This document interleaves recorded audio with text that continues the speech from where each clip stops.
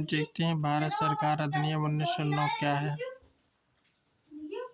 Main answer writing practice दृष्टि IAS के मुताबिक वर्ष 1909 में भारत परिषद अधिनियम, जिसे माले मिंटो सुधार भी कहा जाता है, लाया गया। इस अधिनियम द्वारा चुनाव प्रणाली के सिद्धांत को भारत में पहली बार मान्यता मिली। गवर्नर जनरल की कार्यकारी परिषद में पहली बार भारतीयों को प्रतिनिधित्व मिला तथा केंद्रीय एवं विधान परिषदों के सदस्यों को सीमित अधिकार भी प्रदान किए गए। इसमें कहा गया है कि वर्ष 1909 में भारत परिषद अधिनियम, जिसे मार्ले मिंटो सुधार भी कहा जाता है, लाया गया और फिर कहा गया इस अधिनियम द्वारा चुनाव प्रणाली के सिद्धांतों को भारत में पहली बार मान्यता मिली। गवर्नर जनरल की कार्यकारिणी परिषद में पहली बार भारतीयों को प्रतिनिधित्व मिला तथा केंद्रीय एवं विधान परिषदों के सदस्यों को सीमित अधिकार भी प्रदान किए गए। आगे देखते हैं इसमें।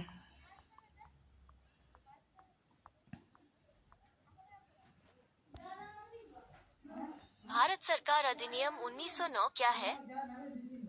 टेक्स्ट बुक के मुताबिक इसे भारतीय परिषद अधिनियम 1909 के रूप में भी जाना जाता है। मौले मिंटो सुधार राज्य के सचिव जॉन मौले और वायसराय लॉर्ड मिंटो द्वारा प्रस्तावित किए गए थे, जिनके नाम पर इसका नाम रखा गया था। मौले मिंटो रिफॉर्म्स के पीछे मुख्य उद्देश्य केंद्रीय और प्रांतीय प्रशासन में भारतीयों की भागीदारी में सीमित वृद्धि करना था। इसमें बताया गया कि भारत सरकार अधिनियम क्या था। इसमें कहा गया इसे भारतीय परिषद अधिनियम 1909 के रूप में भी जाना जाता है और मार्ले मिंटो सुधार राज्य के सचिव जॉन मार्ले और वायसराय लॉर्ड मिंटो द्वारा प्रस्तावित किए गए थे, जिनके नाम पर इसका नाम रखा गया था। मार्ले मिंटो रिफॉर्म्स के पीछे मुख्य उद्देश्य केंद्रीय और प्रांतीय प्रशासन में भारतीयों की भागीदारी में सीमित वृद्धि करना था। आगे देखते हैं। आगे कहा गया है 1909 के अधिनियम की मुख्य विशेषताएं क्या हैं? 1909 के अधिनियम की मुख्य विशेषताएं क्या है? विकिपीडिया के मुताबिक वास्तव में 1909 के सुधारों का मुख्य उद्देश्य उदारवादियों को दिग्भ्रमित कर राष्ट्रवादी दल में फूट डालना तथा सांप्रदायिक निर्वाचन प्रणाली को अपनाकर राष्ट्रीय एकता को विनष्ट करना था। सरकार इन सुधारों द्वारा नमपंथियों एवं मुसलमानों को लालच देकर राष्ट्रवाद के उफान को रोकना चाहता थी। इसमें कहा गया वास्तव में 1909 के सुधारों का मुख्य उद्देश्य उदारवादियों को दिग्भ्रमित कर राष्ट्रवादी दल में फूट डालना तथा सांप्रदायिक निर्वाचन प्रणाली को अपनाकर राष्ट्रीय एकता को विनष्ट करना था। सरकार इन सुधारों द्वारा नरमपंथियों एवं मुसलमानों को लालच देकर राष्ट्रवाद के उफान को रोकना चाहती थी। आगे देखते हैं। आगे दिया गया है 1909 का अधिनियम बनाते समय भारत के वायसराय कौन थे? 1909 का अधिनियम बनाते समय भारत के वायसराय कौन थे? टेक्स्ट बुक के मुताबिक 1909 में जब भारतीय परिषद अधिनियम तैयार किया गया था तब लॉर्ड मिंटो भारत के वायसराय थे। उस दौरान लॉर्ड मौले भारत के राज्य सचिव थे। इस अधिनियम को मौले मिंटो सुधार के रूप में भी जाना जाता है। इसमें कहा गया है 1909 में जब भारतीय परिषद अधिनियम तैयार किया गया था तब लॉर्ड मिंटो भारत के वायसराय थे। उस दौरान लॉर्ड मार्ले भारत के राज्य सचिव थे। इस अधिनियम को मार्ले मिंटो सुधार के रूप में भी जाना जाता है। आगे देखते हैं। आगे इसमें देखा गया है कि मार्ले मिंटो सुधार का मुख्य उद्देश्य क्या था? मार्ले मिंटो सुधार का मुख्य उद्देश्य क्या था? डाउटनेट के मुताबिक भारत सरकार अधिनियम 1909 को माले मिंटो सुधार के रूप में भी जाना जाता है। इसके अंतर्गत मुस्लिमों के लिए पृथक निर्वाचन मंडल की व्यवस्था की गई थी। इस प्रणाली के अंतर्गत मुस्लिम सीट के उम्मीदवारों के लिए केवल मुस्लिम मतदाता ही वोट दे सकते थे। इसमें कहा गया भारत सरकार अधिनियम 1909 को मार्ले मिंटो सुधार के रूप में जाना जाता है। इसके अंतर्गत मुस्लिमों के लिए पृथक निर्वाचन मंडल की व्यवस्था की गई थी। इस प्रणाली के अंतर्गत मुस्लिम सीट के उम्मीदवारों के लिए केवल मुस्लिम मतदाता ही वोट दे सकते थे। आगे देखते हैं। आगे इसमें कहा गया है 1919 की भारत सरकार अधिनियम की प्रमुख विशेषता क्या थी? 1919 के भारत सरकार अधिनियम की प्रमुख विशेषताएं क्या थी? टेक्स्ट बुक के मुताबिक भारत सरकार अधिनियम 1919 की मुख्य विशेषताएं प्रांतों से केंद्र के प्रशासन का सीमांकन, केंद्र सूची और प्रांतीय सूची का आवंटन, प्रांतीय विषयों में द्वैत शासन प्रणाली की शुरुआत, इंग्लैंड में भारत के लिए उच्चायुक्त के कार्यालय की स्थापना, परिचय है, केंद्र की विधान परिषद में द्विसदनीयवाद और इसी तरह। इसमें कहा गया है कि जो 1919 है अधिनियम की मुख्य विशेषता जो थी प्रांतों से केंद्र के प्रशासन का सीमांकन, केंद्र सूची और प्रांतीय सूचों का आवंटन, प्रांतीय विषयों में द्वैत शासन प्रणाली की शुरुआत, इंग्लैंड में भारत के लिए उच्चायुक्त के कार्यालय की स्थापना, परिचय, केंद्र की विधान परिषद में द्विसदनीयवाद और इसी तरह। आगे देखते हैं। आगे इसमें देख क्या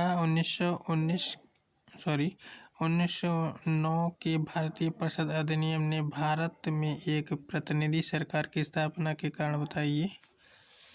क्या 1909 के भारतीय परिषद अधिनियम ने भारत में एक प्रतिनिधि सरकार की स्थापना के कारण बताए? इनसाइट्स आईएएस के मुताबिक 1909 का भारतीय परिषद अधिनियम नरमपंथियों को शांत करने और राष्ट्रीय आंदोलन से अलग हो चुके मुसलमानों को अलग निर्वाचन क्षेत्र प्रदान करके तुष्ट करने के लिए स्थापित किया गया था।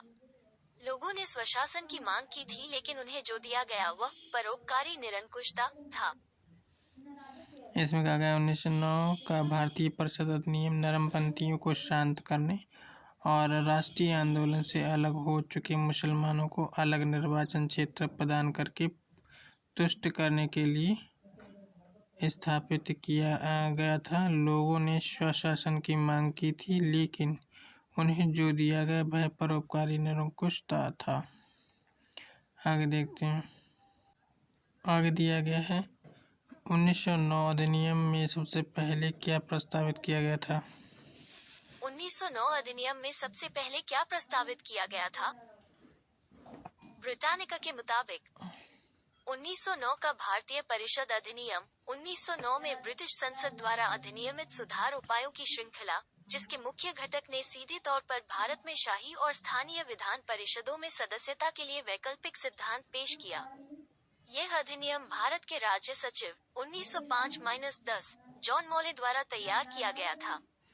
इसमें कहा गया है 1909 का अधिनियम भारतीय परिषद अधिनियम 1909 में ब्रिटिश संसद द्वारा अधिनियमित सुधार उपायों की श्रृंखला, जिसके मुख्य घटक ने सीधे तौर पर भारत में शाही और स्थानीय विधान परिषदों में सदस्यता के लिए वैकल्पिक सिद्धांत पेश किया।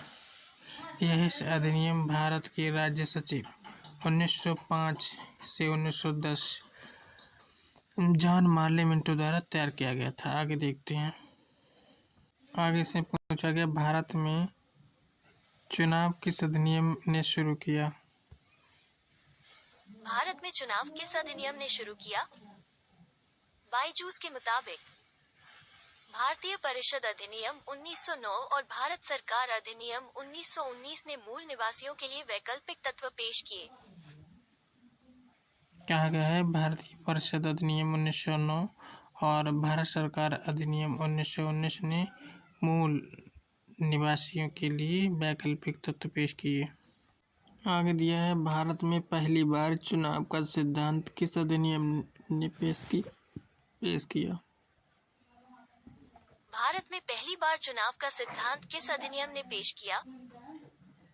टेक्स्ट बुक के मुताबिक भारतीय परिषद अधिनियम 1909, जिसे आमतौर पर मॉले मिंटो सुधार के रूप में जाना जाता है, ब्रिटिश संसद द्वारा विधान परिषदों के दायरे को व्यापक बनाने, शासन में भारतीयों की भागीदारी बढ़ाने और औपचारिक रूप से चुनाव के सिद्धांत को पेश करने के प्रयास में पारित किया गया था।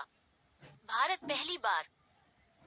इसमें कहा गया भारतीय परिषद अधिनियम 1909, जिसे आमतौर पर मॉले मिंटो सुधार के रूप में जाना जाता है, ब्रिटिश संसद द्वारा विधान परिषदों के दायरे को व्यापक बनाने, शासन में भारतीयों की भागीदारी बढ़ाने और औपचारिक रूप से चुनाव के सिद्धांतों को पेश करने के प्रयास में पारित किया गया था। आगे देखते हैं इसमें आगे दिया है 1858 से 1909 के अधिनियम क्या है। 1858 से 1909 के अधिनियम क्या है? क्रांति 1857 के मुताबिक। इस क्रांति के फलस्वरूप मुगल साम्राज्य की रही सह सत्ता पूर्ण रूप से समाप्त हो गई। मराठा शक्ति के पुनः स्थापित होने की आशा पर पानी फिर गया और कंपनी के प्रशासन की त्रुटियों का भांडा फूट गया।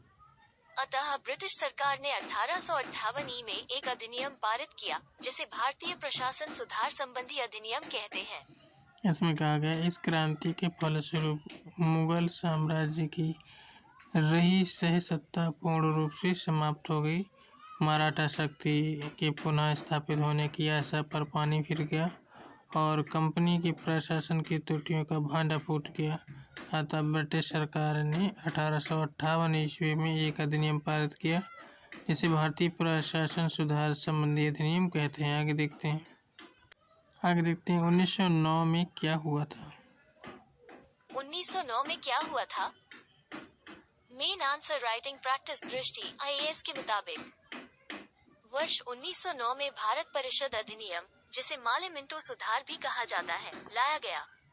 इस अधिनियम द्वारा चुनाव प्रणाली के सिद्धांत को भारत में पहली बार मान्यता मिली।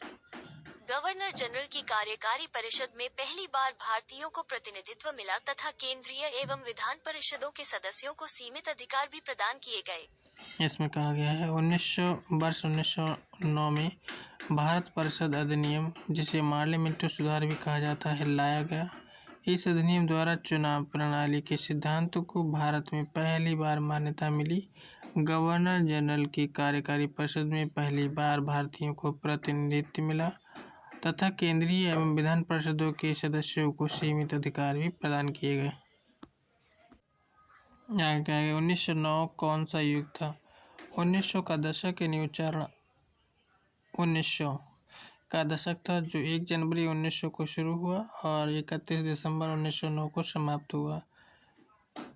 एडवर्डियन युग 1901 से 10 तक यानी 1901 से 1910 तक इसी तरह की अवधि को कवर करता है।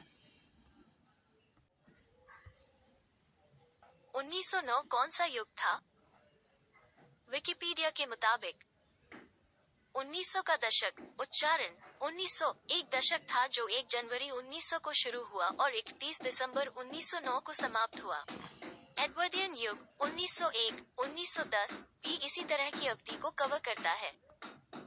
इसमें आगे देखते हैं 1909 के माले मिंटो सुधार क्या है। 1909 के माले मिंटो सुधार क्या है?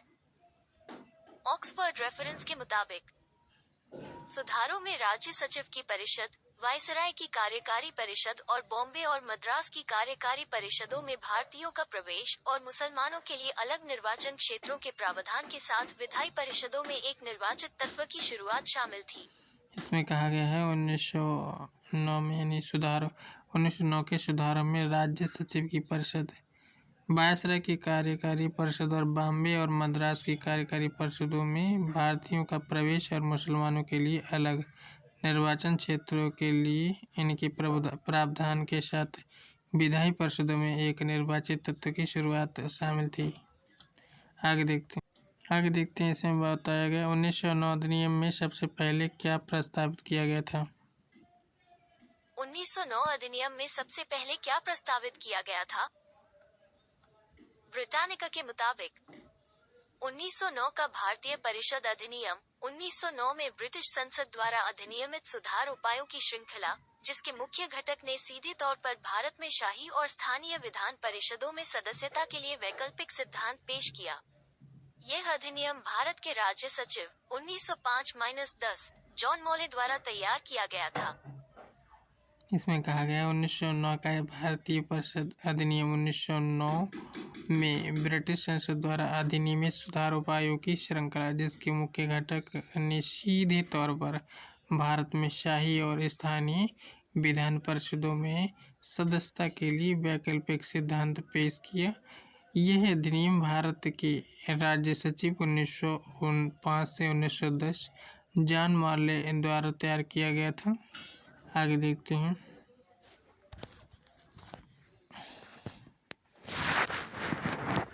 आँखों में मस्ती, आँखों मस्ती, आँखों में